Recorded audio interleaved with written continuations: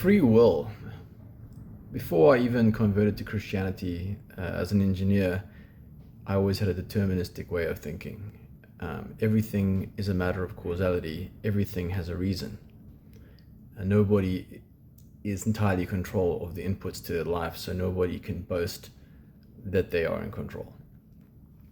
And when I converted to Christianity and read the Bible, I was surprised to see that the only clear teachings were those on deterministic factors. So in Romans 9, we hear about the chapters labeled God's sovereign choice.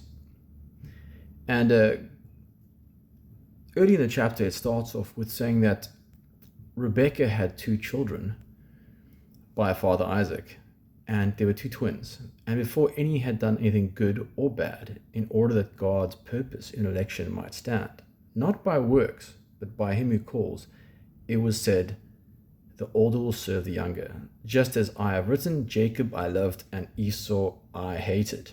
So that's a pretty clear deterministic stance just from the outset of the chapter, right? Jacob I loved, Esau I hated. Before they were born, before they had done anything, I am a timeless God.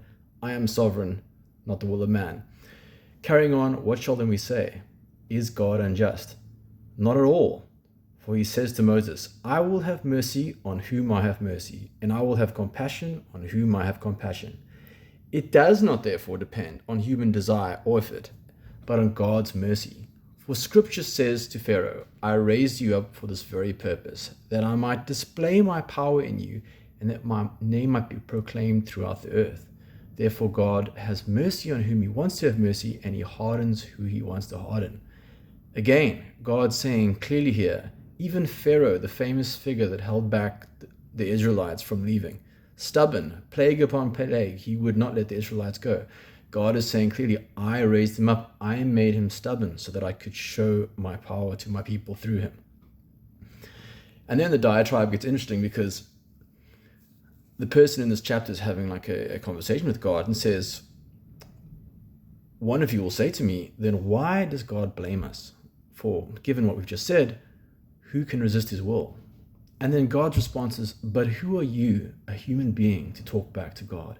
Shall what is formed say to the one who formed it, why did you make me like this? Does not the potter have the right to make out of the same lump of clay some pottery for special purpose and some for common use?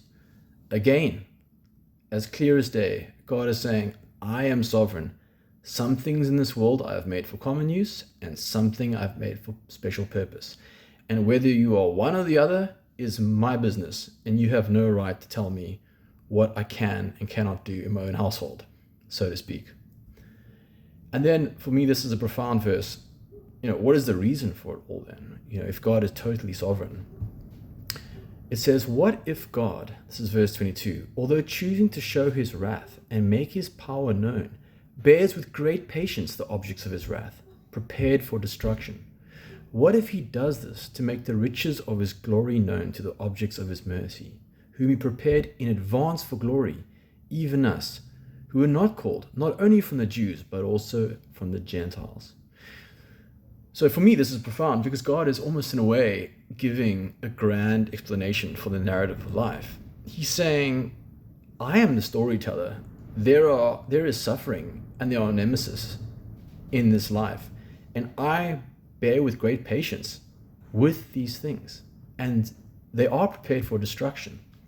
But he says, the reason I do this is to give contrast.